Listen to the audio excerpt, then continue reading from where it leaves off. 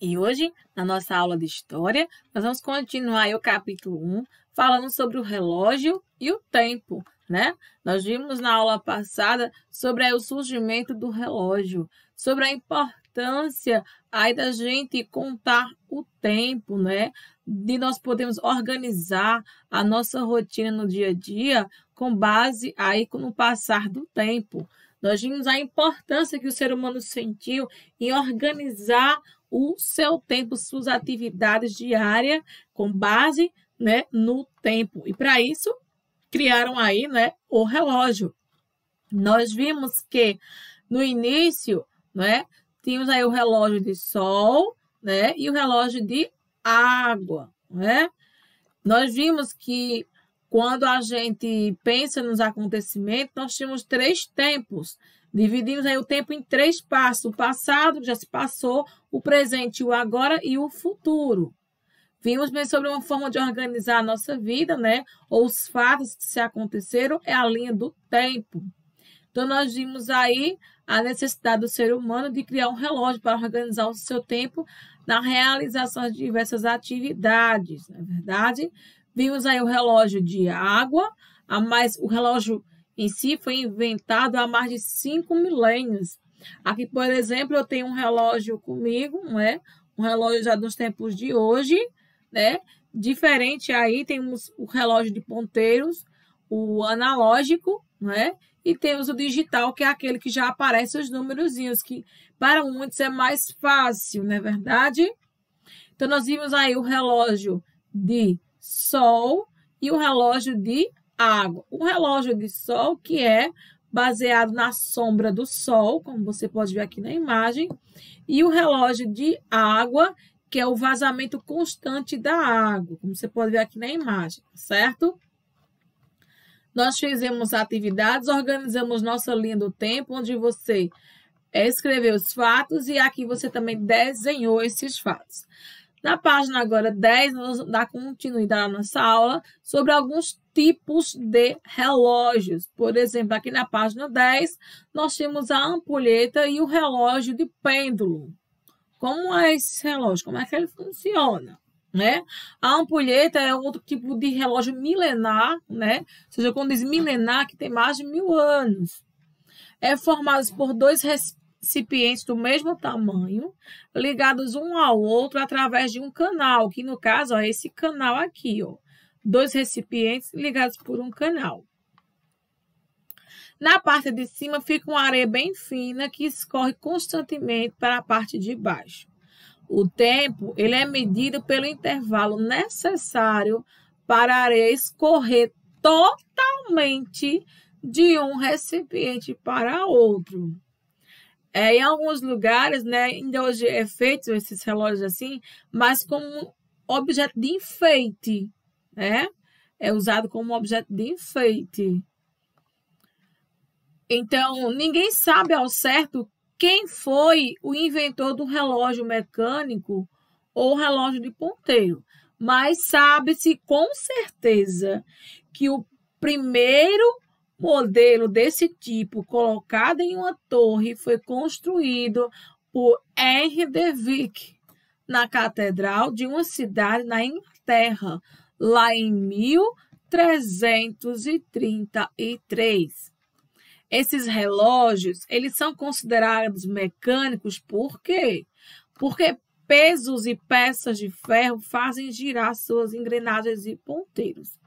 Veja, aqui nós tínhamos a ampulheta, que era com areia, né, passando de um recipiente para outro, e agora vamos conhecer, né, quem inventou o relógio mecânico ou de ponteiros. Então, o primeiro aí foi colocado nessa catedral por Henry de Vicq.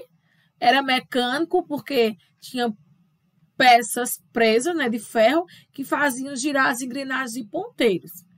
Quando foi em 1582, o cientista italiano famosíssimo, né, Galileu Galilei, ele observou que o movimento pendular, o que é o movimento pendular? Temos aqui a descrição. Movimento exercício por um pêndulo. Um negocinho balança. Balança, pêndulo.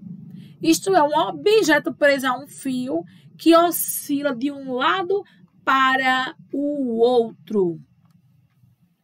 Então, ele aí, Galileu Galilei, né, que observou aí que o movimento pendular poderia ser aproveitado. Para quê? Para a marcação do tempo. Quando foi anos mais tarde, em 1656, o holandês Christian Huygens criou o primeiro relógio mecânico de pêndulo, que deu certo, já que se ajustava aí corretamente às horas. Então, aqui na imagem nós temos a ampulheta, que é um tipo de marcador que conta a passagem do tempo por um meio lento de escorrer da areia. E agora vamos conhecer um relógio mecânico, né, com o uso aí do pêndulo. Vimos aqui, ó, vejam só, surgiu aí na Inglaterra, não é? Na torre aí na cidade da Inglaterra. E aqui nós temos aqui um holandês. Mais tarde, né, aproveitou esse movimento que Galileu descobriu do pêndulo para aí criar o primeiro relógio mecânico de pêndulo, certo? O primeiro relógio de pêndulo, aliás. Cerca de 200 anos mais tarde, surgiram na Alemanha relógios de pêndulo que indicava a passagem do tempo com o uso do cuco. Quem aqui já viu, né, pessoalmente ou por imagem em filmes, relógio com o uso do cuco. Cada vez que batia uma hora, o cuco abria as portinhas e saía cucu, cucu, né?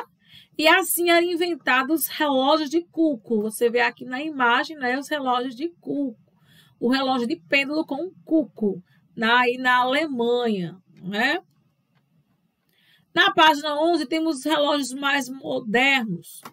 O primeiro relógio portátil, isso é, que pode ser carregado, foi também produzido na Alemanha por volta de 1500. Seu pequeno tamanho permitia que fosse levado no bolso, dando origem ao seu nome atual. O nome dele é o relógio de bolso. Já no começo do século XIX, foi criado aí o primeiro relógio de pulso pelo suíço Abraham Louis de Breguet. E foi a pedido aí de Carolina Murat, a irmã aí do general francês Napoleão Bonaparte. Olha aí, né? Uma irmã do grande Napoleão Bonaparte, né? Foi ela que pediu aí, e aí o suíço criou o primeiro relógio de pulso. Cerca de 100 anos depois, esse modelo foi aprimorado pelo inventor e aviador, o tão famoso aí Santos Dumont, né? Ele criou o avião e também aí aprimorou o relógio de pulso. Então temos aqui o relógio de bolso, né? Esse é mais antigo, nossos avós e bisavós, né? E o relógio de pulso, que é o mais atual que nós usamos hoje, não é verdade? Temos agora o relógio digital, que ele utiliza o quê? Recursos eletrônicos para marcar o tempo.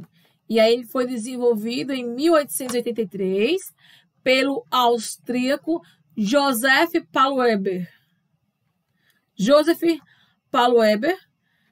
Prático e barato, ele tornou-se comum em diferentes países a partir aí de 1950. E hoje pode ser encontrado em despertadores, carros, fornos de micro-ondas, entre outros objetos. Tem até alguns relógios, gente, mais sofisticados, né? Que vem até com bússola, né? Vem com bússola, mede a data, né? Os relógios são bem modernos. Além da hora, vem a localização, vem a data, né? São bem sofisticados. Tem relógio de bateria, tem relógio de pilha, entre outros modelos.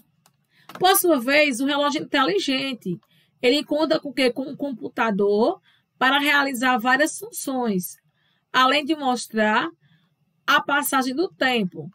Veja, os primeiros modelos foram criados nos Estados Unidos, esse relógio inteligente, em 1980 e se popularizou aí no século XXI.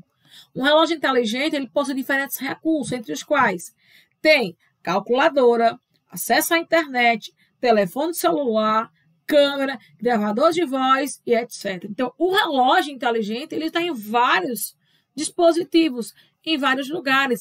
Se você tem o relógio despertador, que você pode programar ele para lhe acordar, não é verdade?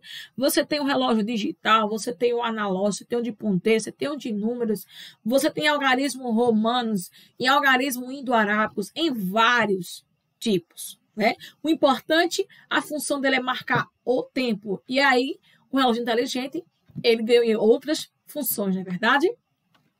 E aí você vê aqui os modelos de relógio digital e os relógios inteligentes. Aqui na seção Regionalize-se, nós temos o relógio das Flores de Curitiba, né, que é a capital aí do Paraná. Temos aí a Praça Garibaldi, que foi um presente oferecido a uma família de joalheiros, né? As flores dessa atração são mudadas a cada estação do ano, são mudadas. Relembrou aqui esse relógio de Curitiba, né? Relógio das Flores, o relógio das Flores na cidade de Garanhuns, aqui, né? Bem pertinho da gente. Esse relógio aqui possui ponteiros de vidro, 8 metros de diâmetro. O seu funcionamento é por um mecanismo instalado na Igreja do Rosário, que também está no centro da cidade. E hoje em dia ele atrai muitos turistas que visitam a capital do Paraná todos os anos. E aqui em Garanhuns nós temos o relógio das Flores, que é o cartão postal aí da cidade de Garanhuns, não é verdade? E aqui, de acordo com esse texto sobre o relógio das Flores, em Curitiba, você vai marcar aqui, né, a opção correta, tá certo? Aqui na página 13 tem uma entrevista. Essa entrevista será feita, mas não hoje, certo?